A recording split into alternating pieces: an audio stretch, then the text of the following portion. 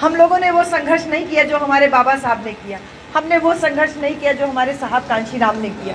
हम लोगों को तो सब कुछ परोसा हुआ मिल रहा है ना, हमको सब कुछ बना बनाया मिल रहा है, बस हम केवल इसको समेट नहीं पा रहे हैं। तो हम उसी समेटने का थोड़ा थोड़ा प्रयास कर रहे हैं ना, कि ये अलग जो हमारे साहब कांशीराम बहुजन समाज पार्टी के रूप में जला के गए हैं, इस अलग को जगा करके रखें, लोगों के दिल के भीतर सबको जगा के रखें। जैसे रात में जाग रहे हैं, ऐसे अपने भीतर बहुजन समाज पार्टी की लौ भी जला करके रखें कि बहुजन समाज पार्टी वो बरगद का पेड़ है जिसकी एक दो टहनियाँ अगर टूट जाए, इसका पेड़ कभी सूखने वाला नहीं है। ये कोई गमले में लगाया हुआ पौधा नहीं है कि कोई पानी नहीं डालेगा तो सूख जाएगा। तो ऐसे विशाल वट वृक्ष जिसकी जड़ में आपके जैसे दादा लोग हो, ये वृक्ष हमेशा फलता फूलता रहेगा। आप लोग बस अपना हिम्मत, हौसला, जज्बात बना के रखिए। साहब कांशीराम बाबा साहब की बात को आगे बढ़ाते हुए, बात को आगे बढ़ाने के लिए निकले थे। जमाना था गोबराहा खाते थे, गले में मटका, कमर में झाड़ू लगी हुई थी। वो जमाना छूटा जब बाबा साहब संविधान लिखे, सबको हक अधिकार मिला। भगई छूटी, गोबराहा खाना छूटा, मटका हाड़ी टूटी, सब टूटा, अधिकार मिला। और उन सारे अधिकारों में बड़ा अधिकार था वोट का अधिकार। अरमान था बाबा साहब का कि आपको हमको राजा बनते हुए देखें, लेकिन इस अरमान को लेके बाबा साहब डॉक्टर अंबेडकर दुनिया से चले जाते हैं। लेकिन साहब कांशीराम जब बाबा साहब को पढ़ते हैं तो उस सपने को पूरा करने के लिए अपनी सरकारी नौकरी छोड़ करके गांव गांव पैदल पैदल, साइकिल साइकिल घूमते हैं। जाने कितने दिन, जाने कितनी रातें भूखे प्यासे रह करके नारा दिए, जिसकी जितनी संख्या भारी उसकी उतनी हिस्सेदारी।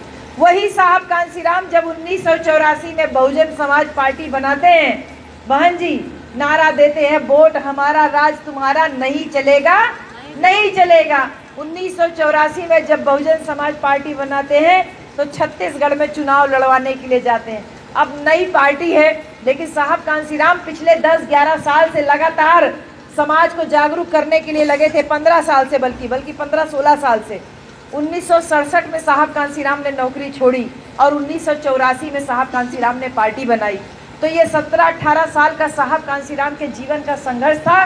जब पार्टी बनाते हैं तो छत्तीसगढ़ में साहब कांशीराम चुनाव लड़वाने जाते हैं। भाई यहाँ से भी हमारे प्रत्याशी खड़े हो, क्योंकि छत्तीसगढ़ में हम लोगों के समाज के जो नौकरी पेशा लोग थे उनको साहब ने बामसेब के माध्यम से जागृत किया था, जोड़ा था।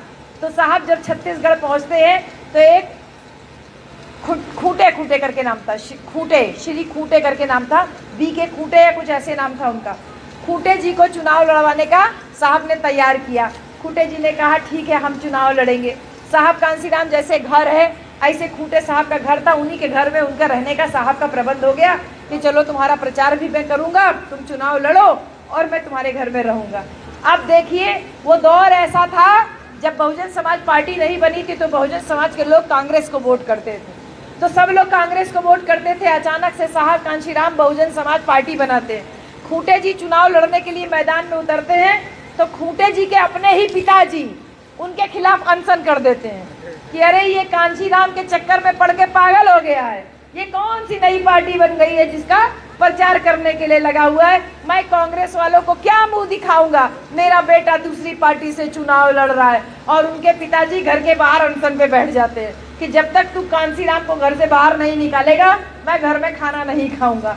अब खूंटे साहब बेचारे परेशान कि पिताजी को संभालें कि साहब कांशीराम की बात को माने। तो वो पिताजी को संभालने में कहते हैं ठीक है पिताजी मैं चुनाव नहीं लड़ूंगा। अब साहब कांशीराम सोचते हैं कि मैं तो यहाँ छत्तीसगढ़ आया हूँ इसको चुनाव लड़वाने, अब जब यही पीछे भाग जा रहा है तो मेरा यहाँ रुकने से क्या फ़ायदा। लेकिन नामांकन वाले दिन वो बैक मारते हैं तो साहब कहते हैं मेरी एक सीट खाली चली जाएगी तो मैं खाली नहीं जाने दूंगा, मैं खुद यहाँ से चुनाव लड़ूंगा।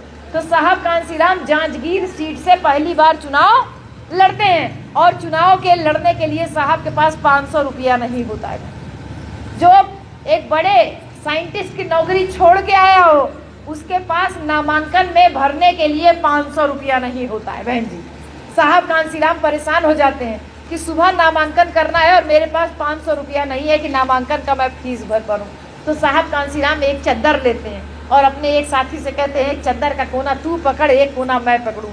और चद्दर की झोली बना के साहब कांशीराम कहते हैं मैंने बहुजन समाज पार्टी को 15-16 साल में बैकग्राउंड तैयार करके, बम सेफ DS4 तैयार करके तब जाके मैंने बहुजन समाज पार्टी बनाई है। आज मैं समाज के लोगों से अपील करता हूँ कि आप लोग मुझको नामांकन भर का पैसा कम से कम दे दीजिए।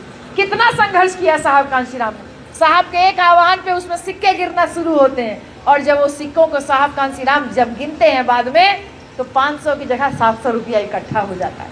साहब कांशीराम 500 रुपया नामांकन का फीस भरते हैं, और जो 200 रुपया बच जाता है, साहब कांशीराम उस 200 रुपया की कहते हैं कि अब मैं साइकिल खरीद लूँ, क्योंकि मुझे चुनाव का प्रचार भी करना है।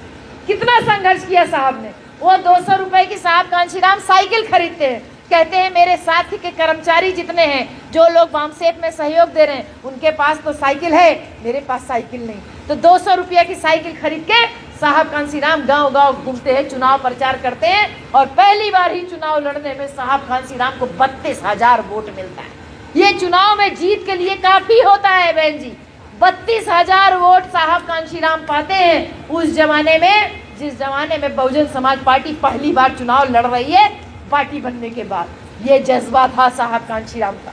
ये जज्बा दिल के भीतर तैयार करके रखना है। हमने तो 4-4 बार अपनी माननीय बहन जी को मुख्यमंत्री बनाया ना। हमने तो सत्ता का स्वाद चखा ना मध्य प्रदेश में लोगों ने जाना सरकार किसको कहते हैं, ना राजस्थान में जाना, ना बम्बई में जाना, ना जम्मू कश्मीर में जाना, ना छत्तीसगढ़ में जाना, ना उत्तराखंड में जाना, ना केरल तमिलनाडु में जाना तो उत्तर प्रदेश के लोगों ने जाना। लेकिन इस उत्तर प्रदेश में माननीय बहन जी का 4 बार का शासन ऐसा रहा कि हम जब मुंबई जाते हैं ना, हम जब मुंबई जाते हैं, अभी तो पार्टी में आ गए हैं तो कहीं बाहर नहीं जा रहे, नहीं तो बम्बई कलकत्ता कहाँ नहीं हम लोगों का कार्यक्रम सामाजिक लगता था। बम्बई में जाते थे तो लोग कहते थे बहन जी आपकी बार हमारी सरकार बनेगी ना, आपकी दाई हमारी सरकार बनी ना। हम कही बतावा सरकार तो बनी उत्तर प्रदेश में, आ तोहन रहत हवा मुंबई में, तो मुंबई में सरकार बने ना बने एकर कौन फायदा है, का फर्क पड़ी सरकार वहाँ बनी। तो कहने लगे नहीं बहन जी, उत्तर प्रदेश में माननीय बहन जी का सरकार होता है, तो यहाँ बम्बई में, महाराष्ट्र में जितने अधिकारी लोग हैं वो हम लोगों से अदब से बात करते हैं, इज्जत से बात करते हैं। हमारा कोई भी काम टेबल पे रुकता नहीं है, हमारा कोई फाइल रुकता नहीं है, हमारा कोई काम नहीं रुकता। ये फायदा होता है सरकार भले उत्तर प्रदेश में बन रही हो, लेकिन उसका प्रभाव यहाँ दूर महाराष्ट्र में भी देखने को मिलता है। तो बहन जी हमारे साहब कांशीराम इतना संघर्ष किए, जब उन्होंने